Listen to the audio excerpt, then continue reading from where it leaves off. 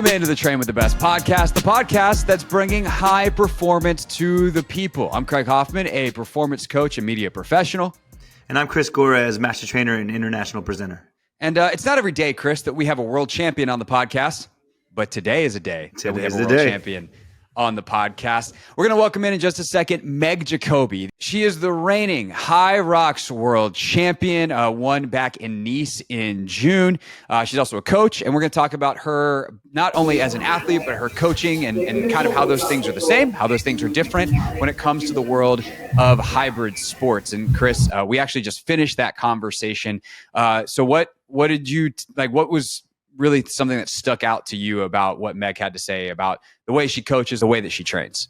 You know, I think there's a lot that stand out. Whenever you talk to a world champion, really of anything, right? There's a level of respect and things that I listen to and things that I try to pick up on, like what does she do? What is she doing that's different than everybody else that got her to where she is, right? And a lot of times it's not necessarily the training and what you're doing. It's all the things that you're avoiding, like avoiding overtraining, avoiding doing too much, avoiding the distractions of going out, hanging out with friends, staying up late, doing all those other things. So it's not necessarily what you're willing to do to get to the world championship level. It's also what you're willing to give up and sacrifice. And certainly Meg talked about that on the air and off the air, which was really cool. Yeah. I think the other thing too is it's not really that different from a lot of other like elite folks. It's to go back to the Mark Verstegen Exos mantra, like you do the simple things savagely well. And those things translate to all sports because Hyrox is not exempt from any of the rules that any other sport is. Like you have to be able to move really well. You have to be able to meet the demands of your sport. And Hyrox, those demands are both strength and speed and endurance. And to work on all those things at once is basically impossible. So we talked about how she balances all those, how she periodizes those things, how the periodization is not just a physical saver for her, but a mental one for her and her athletes. It's a really, really great conversation. Meg is wonderful, and I'm really excited that she was able to join us here on the pod. So without further ado, here's our chat with Hyrox world champion, Meg Jacoby.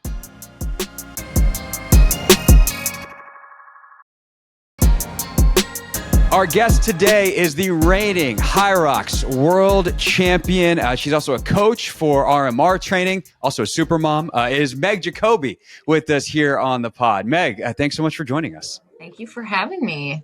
So, like the super mom part.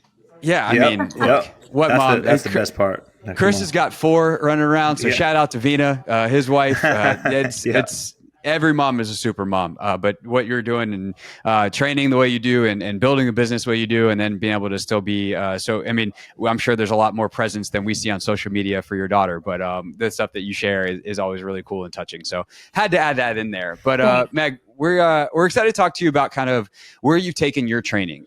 You are obviously at the top of the Hyrox world right now. You and Lauren Weeks going back and forth for those top spots in these races. You just had a tremendous start to your season a couple of weeks ago. And I think it's been really cool since I've been in the Hyrox space and the hybrid space over the last couple of years to watch how some of the different elites train. Mm-hmm. And one of the big things that I see for you is you're someone who's pushing the professionalization of Hyrox. And for like someone like Chris, who has trained professional athletes for a decade, to watch some of that training kind of turn towards the way that other professional athletes in court sports or ball sports train. So as you've gone through this latest phase and tweaked some things, what's kind of the guiding philosophy for you recently in your training and some of the changes that you're making? Yeah, so it's very interesting because I think when I first started Hyrox, I had kind of looked around me and a lot of my competitors were doing a lot of CrossFit.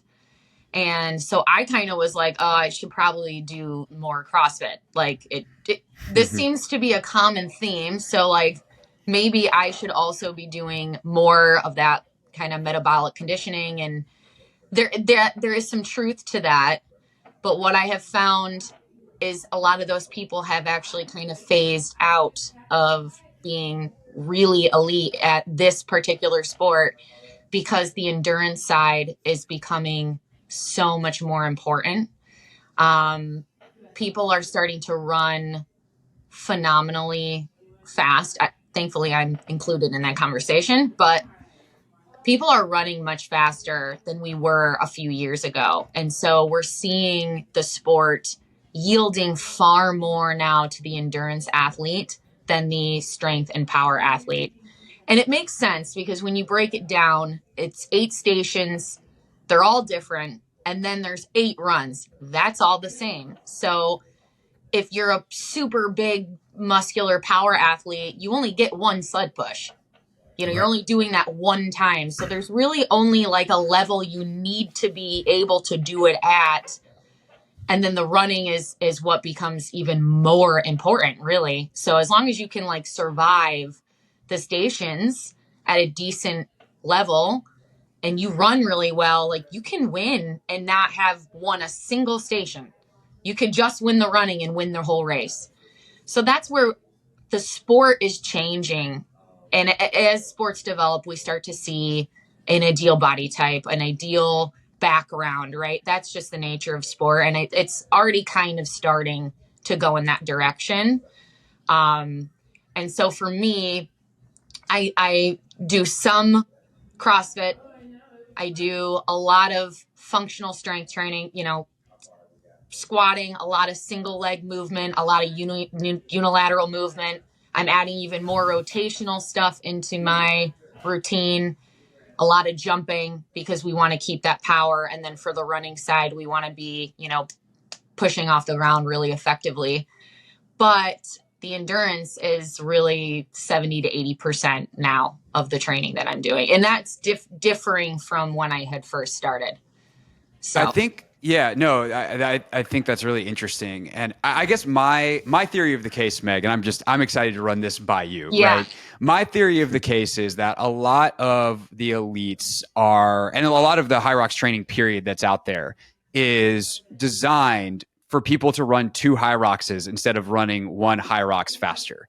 And so I think that is where I have been really impressed with some of the changes that you and a couple of other folks are making, is because a lot of people are coming out of endurance backgrounds. So they have the endurance built up. And like, obviously, as any of my clients that wind up listening to this would know, like, I'm going to tell you, you have to take, if you're at Elevate in DC, like you're going to have to take the hybrid class. You're going to have to learn how to do the compromise running. There is a lot of running in that endurance aspect. But ultimately, if the stations are easier, if you're stronger, more powerful, it's going to take less out of you. And that's actually also going to help your endurance. So that's kind of my theory of the case. How does that fit into kind of how you think about it, not only for yourself, but for your athletes that you train through RMR? Yeah, so I would say for like obviously my case is like a lot different, right? So for the general population person, 4 days of running a week, 2 days of pure strength, back squat, bench press, push press, overhead, and then a lot of time on ergs, and then touching on some of the movements of the actual workout. And of course, throughout a program, that's going to change. I don't get very specific with people until about 8 weeks out of their event. And it's not because, it's functional movements. So as long as you're incorporating similar things or transferable things throughout a program, you don't need to sit there and do sandbag lunges and wall balls every single day. If you're doing the overhead strength piece, if you're doing the single leg movements, Bulgarian split squats, step ups or whatever the case may be, you're getting that work in, and then you're not sitting in a monotonous thing where you're doing the same things 100 times over and over and over for months on end. That's extremely boring. And if you're anyone like me, I'm a little bit of a rebel. There is only so long that I can be so specific to the race before I lose my mind, So I like that. So working on the pieces together, like you are in the race, but also separately in different forms, I think is extremely important. But to say to somebody like, you have to be running 60 miles a week or you're never going to do well in this, like that stuff just doesn't make sense because everybody's coming from a different area. A lot of people with the running find that they actually run faster or almost just as fast in the race as they would if they were singularly running a certain distance because the breaks of the stations help them. Whereas I'm the opposite because I come from running. So like if I threw an 8K together, I would probably be 28 minutes, but or maybe even faster. But in the race, it's like 30 minutes because it's after doing stuff. So it's like understanding that the general population, they need to work on their overall aerobic fitness.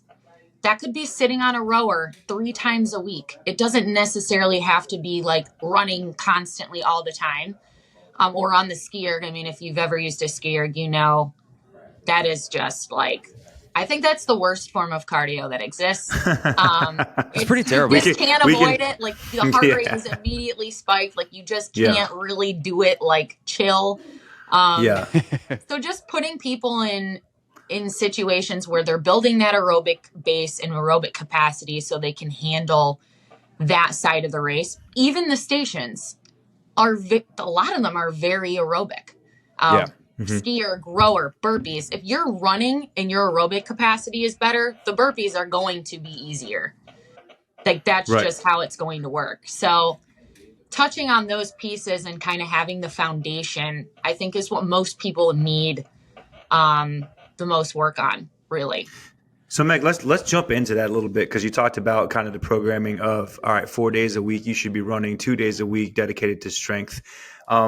Let's jump into some of that GPP stuff, because there is a reason why it's GPP, is general physical prep, right? Like we don't have to be so race specific. If we just get you generally stronger, that's going to translate into whatever else we want to turn that into later on down the line. Exactly. So when you're taking people through a GPP phase, what are you thinking about in terms of programming? Like how many reps in a workout? How many reps per set? How close are we to a 1 rep max? So I rarely give people a 1 rep max of any kind, because it just we don't really need yet. Can it make it easier for percentages and potential numbers in a program? Of course. Most people don't know their 1 rep max or have no idea how to even attempt a 1 rep max. And that's where that's a thing, right?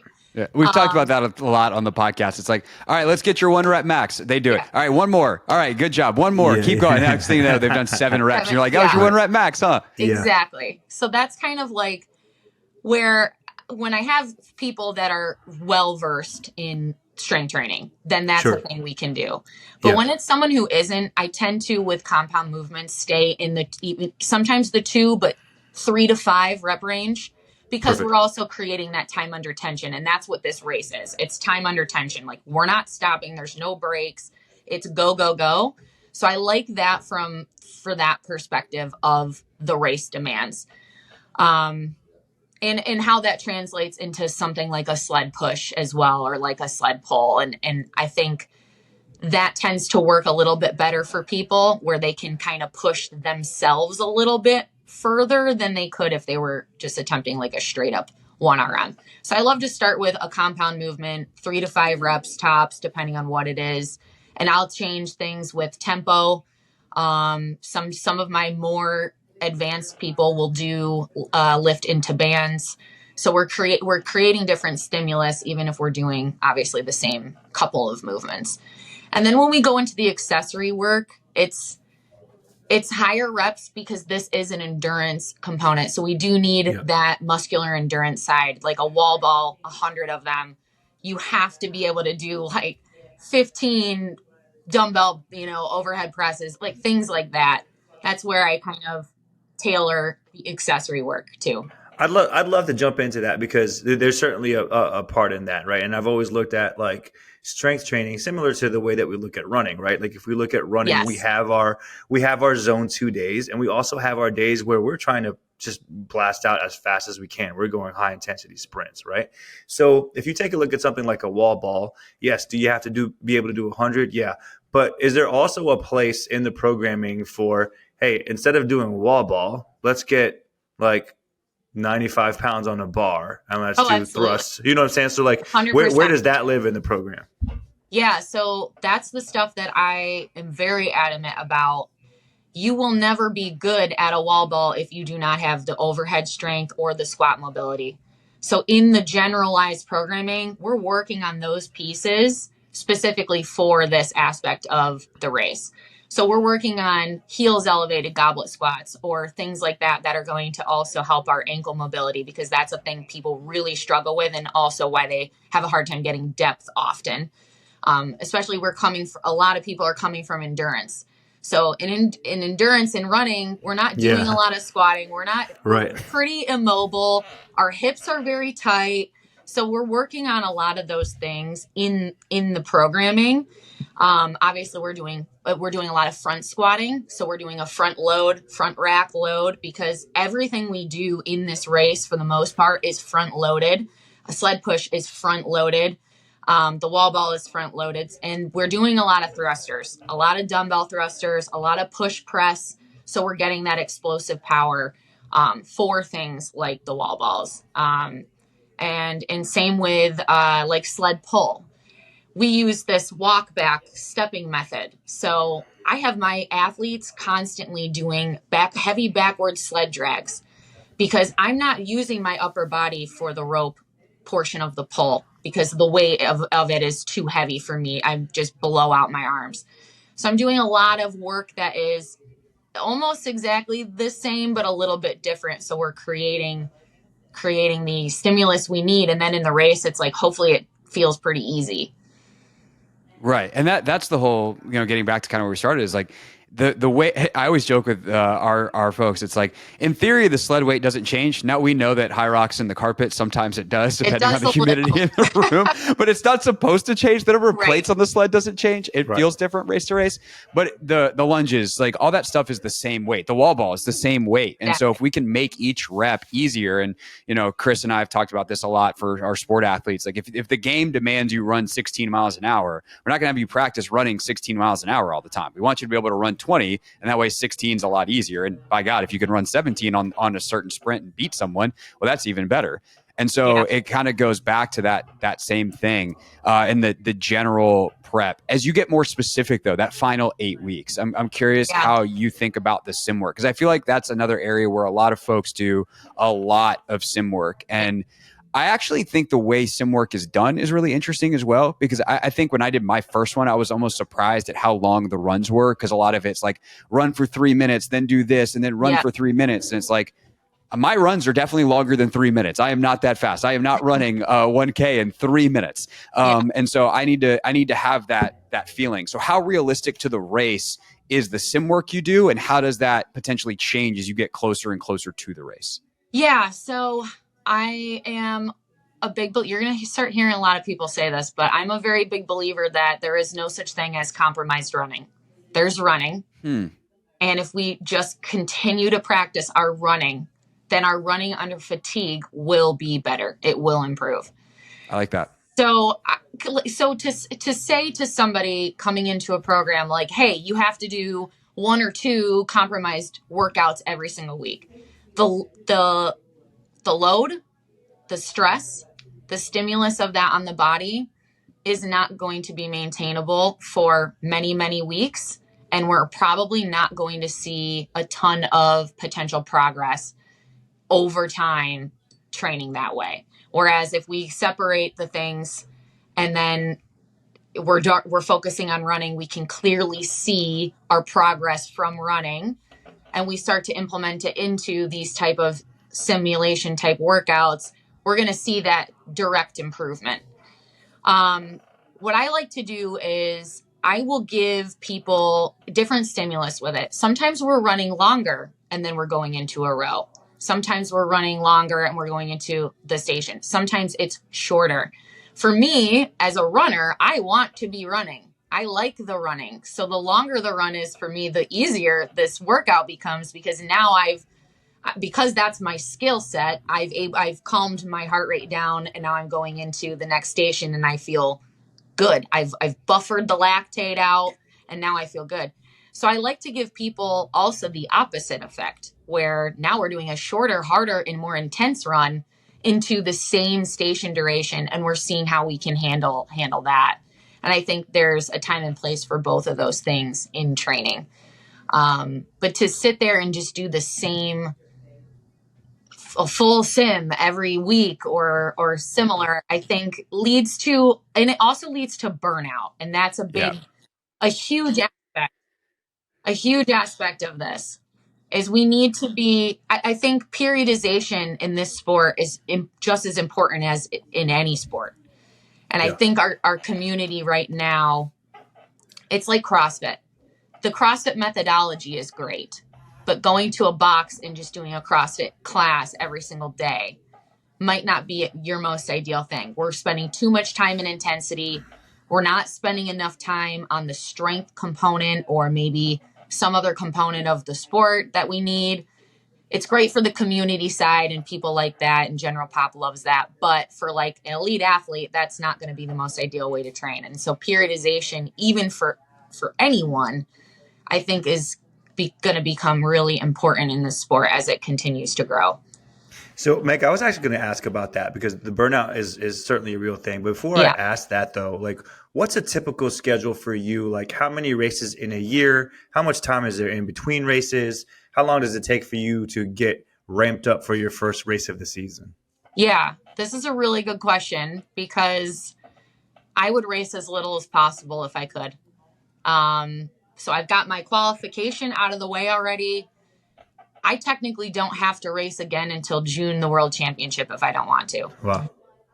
We obviously have a season where we have big races, and they're also money makers. That's the only opportunity we have to make money from the race. And then obviously sponsorship side of things, that comes into play. But for me, I'm actually not racing the second major, which is next month in Hong Kong. I'm going to wait until January in Las Vegas and give myself 12 weeks of buildup. There's so many people that they love the race and they love the atmosphere and they love the community. And I totally get that. But for an ideal scenario in endurance sports, if you look at a marathoner, they're racing 2 marathons a year and that's it. And that would be this sport leaning way more towards endurance. That would be much more ideal is only having a few races a year. Really. And that makes a lot of sense. And that's why I wanted to ask that, because my follow-up to that is this, right? We have a lot of former team athletes who are now getting into hybrid Hyrox because it's something that's a mix of what they're used to, right? They're a mix of the strength and conditioning, the running that they're used to doing in soccer or whatever. But like when you're in a team sport, if you practice for 2 weeks straight with just your team and you have no competition, not even a scrimmage, you start to hate each other, right? And it's and this is what makes endurance athletes a little bit special and unique is like their ability to go through these training blocks for 12 weeks in a row without having that release of, like Craig knows this covering the Washington Commanders. Like in training camp, those training camp days are long dog days, and they only go maybe 2 weeks before they start having a joint practice or something where they can hit somebody or fighting else. Each other, teammates punching each other in a helmet because pro football players are the smartest people on the planet. You get these guys together for a practice for a week. By the end of that week, they're ready to fight each other, right? Yeah. So and if you're doing this to your body over 12 weeks, where does that joy come back? Right? Because if you're playing in a game, that's the release of joy. Like, hey, we get to play in a game. We get to score a goal. We get to work on the plays or execute the plays that we've been working on to see if they work. We get to score touchdowns, all that stuff. That happens on a weekly basis once you're into the season in a team sport. In this sport, you're not getting that release of joy or whatever you want to call it. So what keeps people from burning out, and how do you program that into your clients? Yeah, again, I think it's just periodization. I think that gives people different things to focus on. So now, say we're doing a 3-week over the summer as an example. We have Worlds in June, and then I'm giving myself and my athletes, we're doing a 10 to 12 week strength block where because we had to cut a lot of strength out before the World Championship because we're really focused on the running and the aerobic side, and our body can't take on too much more damage. So we have to be a little more smart with our strength training because the focus is just different at that point. Now we come in and we have a strength block. And like for me as an athlete, I need that. I need to get under a barbell. I need to get in the gym with the bros. I need to get off the track because I'm sick of running in this damn circle. And I think that also having different focuses of training also helps keep people engaged. And I think that that's really, really important. And that's So where I love that. So you're not always working on everything all the time. You're correct. doing it in phases. I love that. Exactly. And I think that that's like what gets people excited, because now, okay, now we're doing a strength block and all my athletes are like, I just hit 135 on the bench, you know, like they're psyched. And it's like it's a different excitement. And I think that that's really important. And I'm someone who loves training. Like, I love training. I just love the grind. I love to, like, I'm a bro.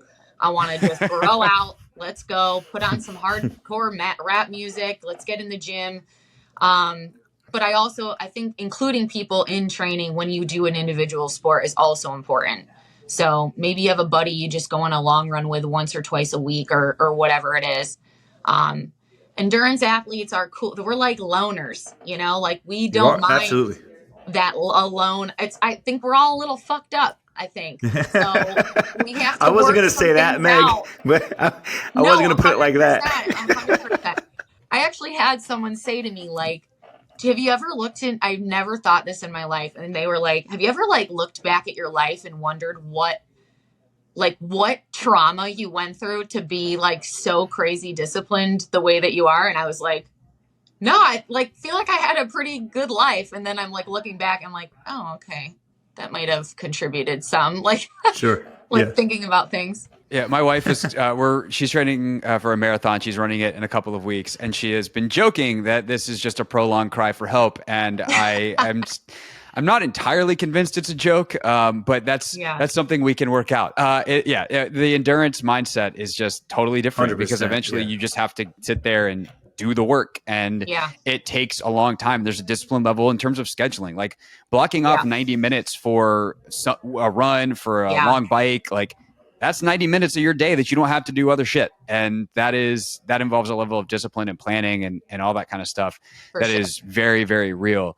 The other part about the fact that this is a sport, right? And, you know, shout out to Hyrox. My sport is Hyrox. The marketing department is thrilled.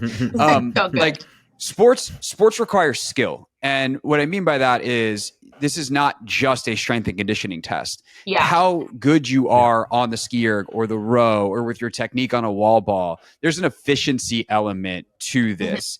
How often do you think about, and I'm asking this more specifically for you as an athlete, if you were to work more with people in person as a coach, I think this would be more applicable as a coach. But often like online programming, like you're sending people telling, hey, this is what you do. And I'm sure you probably do some work with clients where you review video and stuff. So I guess this could apply to them as opposed to someone that you're just sending a program. But really reviewing the skill and in some level, like practicing the skill. Like, you know, Chris was talking about football training camp. Like they're practicing the plays. And I think for me, when I'm programming stuff closer to the race specifically, I will say, like, we're not going to do a sim style workout. We're going to take 4 stations because I want you to get used to doing them back to back to back. And earlier in the process, we're going to look at your ski erg form and we're going to try to work on it and think about it as like we're practicing our form, not just our fitness. How often do you think about it through that lens? Almost all the time, especially for me, because this is it also becomes about energy output. How can I how can I conserve a little here and a little here and a little here so that then this next half feels fine or feels better, or that next run I'm able to hit that same split as I did when I first started and wasn't damaged at all.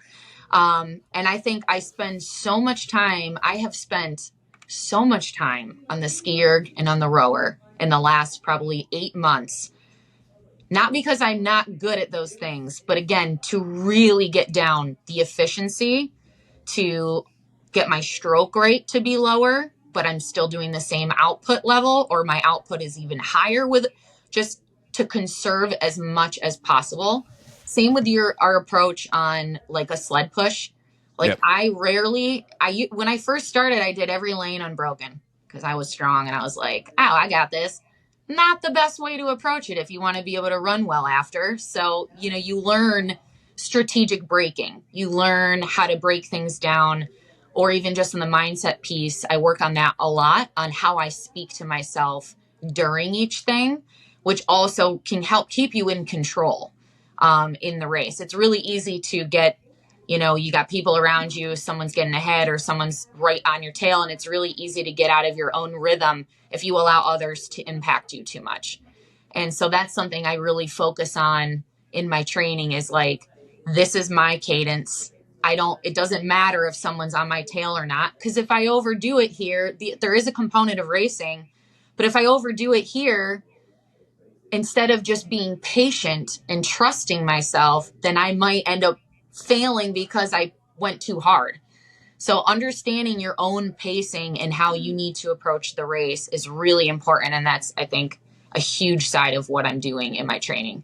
You actually just said something almost verbatim of my notes that I had and a question I was going to get to. So we'll get to it now. The mindset of not blowing it because you went too hard. You're talking about it in the context of the race. But I also am curious how you think of that in the context of training, because for a lot of people, more is more. Right? Oh, I'm so happy you said that. And so, for you, like, to trust, like, maybe I could do more today, but today's supposed to be an easy day. How did you get to the point, and what are some of the ways that you think about and have developed a mindset to trust your training and know that it will work out for you in the end? So one thing that I do is I like to do some baseline testing every now and again. And I track my volume. I track my hours spent in each zone that I'm working in. And that's how I kind of look at my overall training and our overall trajectory. And it's a slow buildup. If you spend the same amount of hours at the same amount of intensity levels for months on end, we're not going to see progress. We're going to start to stagnate. We might initially, and then we're going to start to see stagnation or even dropping our potential. And this is the more is not more. I see so many athletes also want to train like elites, but you don't have 8 hours in between your workouts. I'm sleeping 10 hours a night. I'm eating, like, you have to have all the pieces to be able to handle a certain amount of volume before it starts to just not even help at all and really start to hurt you. So it's one of those things where being smart about training is so much more important than what you're doing. And for me, I like to test my baseline fitness pretty often. So if it's a 2K row test or a 10K time trial or whatever. And that's also giving me parameters like, okay, hey, the training is working. Even though I'm at a lower volume than I was before, I'm still faster than I was the last time or whatever. So I think having things like that you can kind of keep notating about yourself, like, oh, if this went really down, then I need to reevaluate something. I think that's really important. And I think beyond a normal athlete, there's a level of fitness they just need to have, right? Right. And so for 100%. a lot of people, when they're following a program, they need to build up to a strong level of fitness. If you're in the Elite 15, you have a very, very high level of basic fitness. So everything you do needs to make sense for the goal and the future goal, not even necessarily like the tomorrow goal, but what's the big goal? And for me, that's Worlds. So I'm looking at my training throughout the season as 12 months not 12 months, but from November to June. So that's also understanding that when I come into a race throughout the season, I'm not at 100% because my 100% effort needs to be in June. Right. If I have an amazing performance and I'm at 90, then great. That's kind of what we would like to see happen. But I'm not going to win everything because that's not necessarily the goal. The goal is to win the big thing. Right. So understanding that too, I think is really, really important. Like, what's the big goal you have and how are you going to structure things towards that specific goal? Doesn't mean you can't do races throughout. It's how you think of it and your approach to it. Like, this isn't an A race for me. I'm just out here having fun, testing some things, seeing how the fitness is translating to the race, but going in not always thinking like, I have to slam dunk. This is an A. I got to peak. I got to taper. I got to do all this stuff for this race. Yeah. Sometimes a B race is that's your Saturday workout. Yeah, exactly. Yeah. I mean, you see this. You definitely see this in other sports too. Like, you see this in track and field. You see this in swimming, right? Like, track and field athletes are going to stay in shape during indoor, but they're not trying to win indoor meets. Exactly. They're not trying to set PRs. That's not what they're getting themselves ready for the spring or for the Worlds or for the Olympics, whatever it is, right? So I definitely think that, like, if you are going to compete in multiple races, You have to circle the one that, hey, like this is the one that I Exactly. really want to compete in. I'm not going to win them all, right? Yeah, which is different too if you're trying to fight for qualification, right? You might have to True. try to reset and you put everything towards one race. If you get there, great. Now you can plan for the race that you've qualified for. If you didn't quite make it, you're going to have to quickly retool and figure out what's the most efficient way for me to improve for the next race that I'm going to try to earn that qualification. But that is why one of the kind of underlying topics that we've been discussing here is the difference in how you coach versus how you train yourself, because you're at very different, like you as an elite 15 athlete now trying to defend your world championship, everyone's got to work on the same stuff. I was actually, by the way, Eric Williams says hello. I was talking to Eric. I was talking to Eric about this yesterday because we were talking about some of our programming, and everyone's got the same sliders. They're just turned up to different levels. And depending on where you want to be at a certain time of the calendar and kind of where you're coming from is going to determine how much your strength slider, how much your endurance slider, how much your power slider, how much your skill slider, how much all of those are leveled out over the course of a long program. I think too, just touching on what you said with the qualification thing, I see people who, and I, because I'm not in this position, I'm certainly not one to judge because I don't know what that pressure is like. But from my personal standpoint, and when I've coached other people that are trying to be elite, if we miss the A race and it doesn't go to plan, unless there is a very specific thing that happened that we could avoid, like a race mess up or something, I still think they need to give themselves time before they chase it again. Yes. Yeah, and what I 100%. see happen is we raced this weekend, we didn't get it, so we booked the next race 2 weeks from now. That is an impossible way to keep trying to achieve that goal, because now in 2 weeks we're not making any improvement, zero. And now we're tapering, coming off a race, we need to recover, and then we have to taper again for another race. So it's almost like just several weeks of the needle hasn't moved at all. Right. So like I said, unless it's like a lap error and we know the fitness is there and it was just a mistake or something, I think a lot of people still need to give themselves a few weeks at bare minimum before they try to hit that goal again. And the other side of the coin is, I don't think people in this sport, and I used to be this way, so I'm not hating on anyone. I've learned though, recovery is so important. It is, and a lot of people are not getting the recovery they need. And again, if we're not doing that, we are not going to be able to push that bar. If we're not able to come down, we're never going to get up. That's what I say to my athletes a lot. So it's like, you do a race, even if you're not physically that beat up, the mental side, the adrenaline, the emotions, the travel if you're traveling, the eating, not being in your normal environment, your body just went through a lot of stress and it needs to recoup from that. I think for me, like my brain hurts after a race weekend because I'm nervous. There's a ton of adrenaline. There's a lot of external or internal pressure I'm placing on myself. And it's not even that my body usually feels pretty fine. It's like my brain needs a break. And so I think being strategic about it, even if you are like really chasing something, you have to be really, really smart. Chris, that's the difference between an elite athlete and the rest of us. The recovery? Meg's going to run the race significantly faster than me. I'm going to be running doubles, and I'm going to feel like I got hit by a bus. And she's like, "Yeah, my body's fine." But here's what I'm hearing from you, Megan, and jump in here if I'm wrong. The recovery obviously is such a huge important part of everything that we do, and like I think that we could do an entire series on like how to recover, right? Yeah. But I think that the skill acquisition that you're talking about is something that's so important that we talk about with our athletes a lot, because skill acquisition doesn't happen under fatigue. Yeah. So when you're trying to perfect a skill, when you're trying to master this skill of the ski erg and the row, those are highly technical movements. You cannot practice those movements under fatigue. So in some point in your program, you have to do those things fresh to learn the techniques, perfect those techniques, like fine tune everything. And then later in the workout or later in the week, you can have another type of workout where now it's survival mode. But that skill acquisition and survival mode are totally two different things. Same thing that you were talking about with the running, right? Like I love what you said about compromise running, because I didn't even know that was a thing, Yeah. because that's just not like compromise running to me is like you're Derrick Henry and you've got somebody like jumping on your back and you're running. Yeah. That's probably compromise running.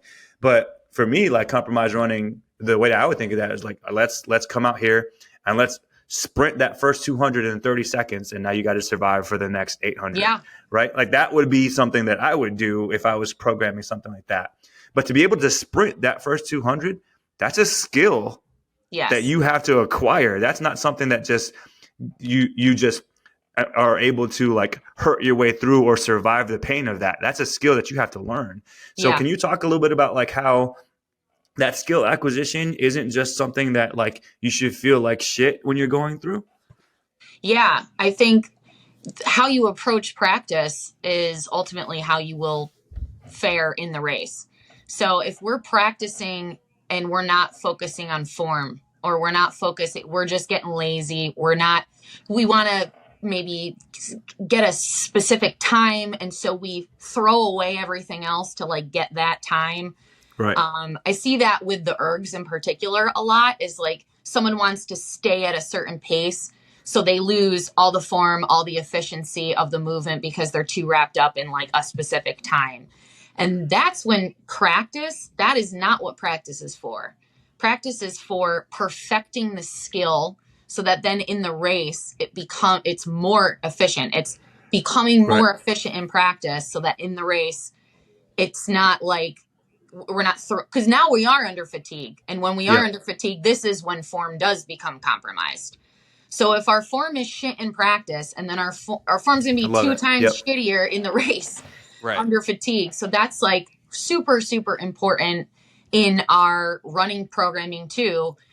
There is rarely a time that we are running at a 10 out of 10. Rarely a time that we are doing really anything at a 10 out of 10. That's for race day. That's race day. Race day is 10 out of 10 hard. We should be feeling like we can hit another one and then maybe hit another one. And we don't want to overextend ourselves all the time in practice. And when you look at the best endurance athletes in the world, that's something that they practice very heavily, is we're not going all out all the time.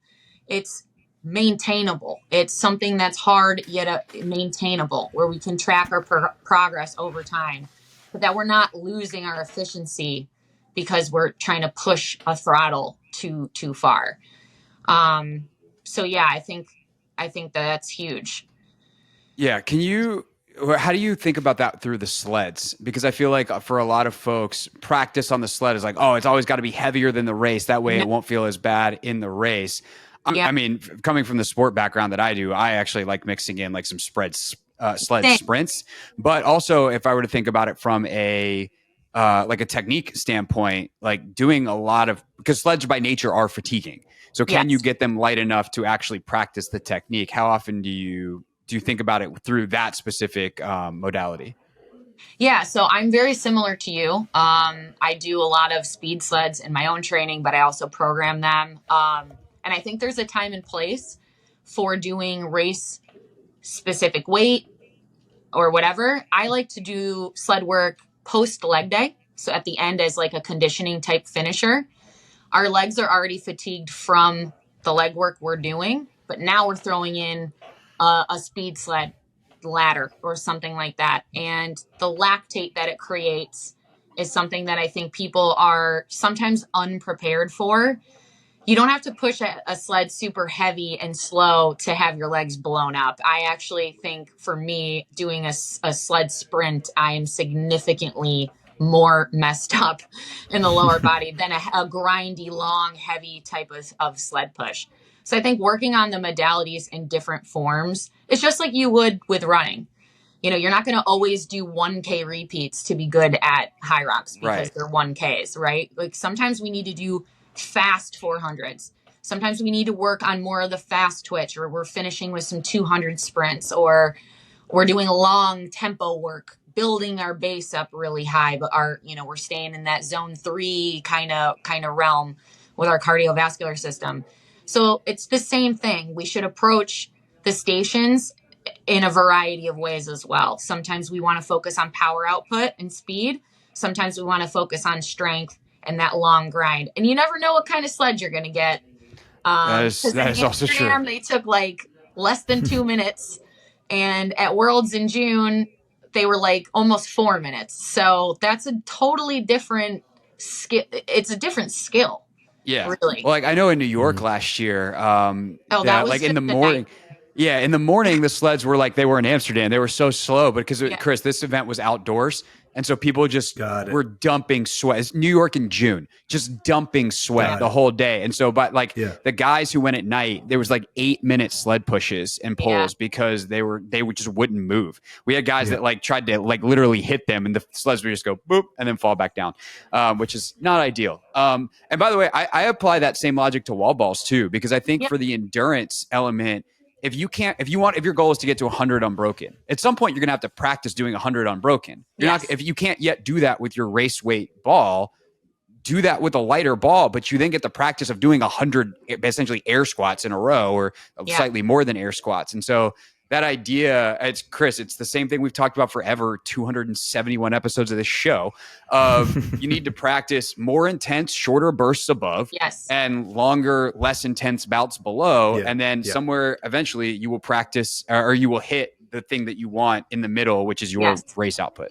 Definitely. I also really like that you said a lighter ball, because I get asked so often, and you guys as sports people can probably understand my thought process behind this, but when we go heavier ball, even if our rep scheme is shorter, if we struggle with our normal weight ball to do a high volume set, we're now killing our cadence on the movement.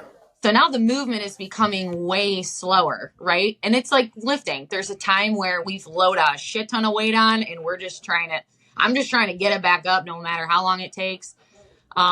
But there's also a time where muscle memory is a thing, and we don't want training constantly slower in a movement like that, because that's now what our pattern is going to be, regardless if the ball is different. My volume of higher weighted wall balls is extremely small, but that doesn't mean that I'm not going to do like we have the like 40 and 60 pound dead balls.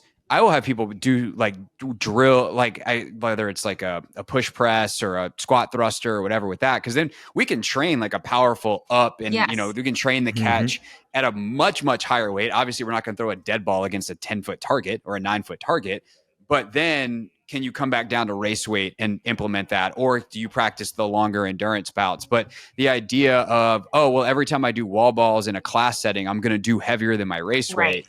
At that point, I'd rather just get the neurological adaptation of doing my race weight. Exactly. I think that's probably the better usage of it. I agree. Anything else, Chris, that you wanted to tack on the end here? No, this is fascinating. I think, as this sport grows, you see, like I always like to use MMA as the kind of like guinea pig or the example, because when MMA first came out, you had all these different styles, and everybody was like, which style of fighting is going to be the best? And then it all kind of merges into one. And you're starting to see that with what you said with Hyrox, is like you came in, you had all these different hybrid athletes with different backgrounds. And then you start to see as people learn the sport, people learn, okay, this is what you actually really need to be good at. So it like for us, it's survive the events and get really good at the run, because that's where you're going to make your time. And so like as the sport grows, you're going to see more and more people latch on to that. And like, hey, like this is what really matters. This is what we have to get good at. Even if I'm great on the sled, I'm going to gain like a few seconds, versus if I'm great on the run, I'm going to gain a couple of minutes. Right. So, I think it's fascinating to see the sport grow, and people like you push the sport forward and professionalize it and bring like a level of professionalism to the training. And not just, hey, let's hack at this and like hopefully we survive the events, right? Like, so I love what you're doing. Keep doing it. Keep inspiring others. And it's going to be fun to watch you compete. Thank you. I appreciate that.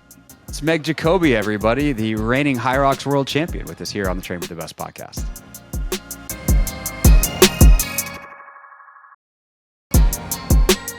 Again, huge thanks to Meg Jacoby, the reigning Hyrox world champion, for joining us. Chris, what a great conversation. Absolutely. A great conversation, great person, somebody that I'm going to enjoy rooting for and watching as she continues to compete and chase after world championships. I think something that's really, really interesting that she talked about is just like the managing of the emotions in training. So when we talk about like being able to execute in the fourth quarter of a team sport, right? Basketball, football, we run these plays until we're fatigued, so that we can run them when we are fatigued, because we can still execute at a high level, right? That skill level that she's talking about, right? But in that moment, in those moments, you also have to be able to eliminate distractions. And you have to be able to manage the emotions of the game. We just watched a game this past weekend where a particular cornerback was not able to manage the emotions of a big moment, was distracted talking shit to the fans, and was not able to execute on what he was supposed to do at the end of game, and it ended up costing them the win. And the Commanders go on to win on a Hail Mary, which they shouldn't have been able to execute on. But being able to manage emotions typically happens on the football field.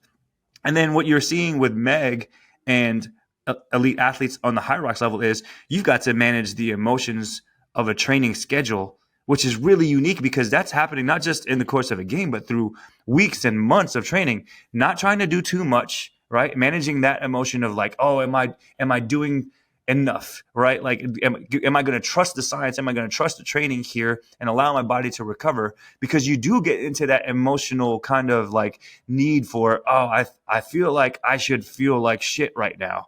Right. In training, I'm not doing enough, right? So to manage those emotions and eliminate those distractions, I think that's what makes her such a unique athlete. Yeah, and I think as a coach, I think about that a lot with our hybrid folks, and really in any class that I'm coaching or any athlete that I'm working with, of being very, very clear with my intention for the workout, my intention for the session, or my intention for the block. Like, hey, this is a power block. The point is to go heavy. This is an output block. I know it says do 10 calories on the assault bike on the board, but it's a power block. If you make it 6 and you bonk, don't just pedal for the other 10. Stop. Just do the 6. There's no magic to the number 10. Finish, like, do the thing that you're supposed to do, recover, and then do the thing you're supposed to do again. That's the point of this practice here. And so it starts as a coach, whether you need to ask your coach this because you're the athlete listening, or if you are a coach listening, do you understand the point? And we have talked about since literally episode 1, keep the main thing the main thing. You can't keep the main thing the main thing if you don't know what the main thing is. And so clarity in assignment, clarity in vision, and making sure that you understand the goal in the short term and how that fits into the long term, I think is a huge key to them being able to manage the emotional response to all of that information and kind of land the plane each and every day so that you can take off again tomorrow and have your new destination.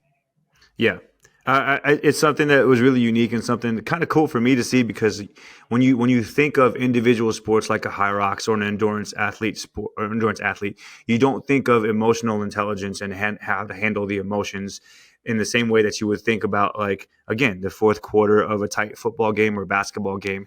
How do you handle the emotions and the pressure there, right? Which is different and unique for sure. But I think when you take a look at what endurance athletes deal with and what they are asked to endure on a day-to-day basis in their training regimen, like, that's where a little bit of that emotional intelligence can come to play and really separate you as an athlete if you have it, or really hold you back as an athlete if you don't have it.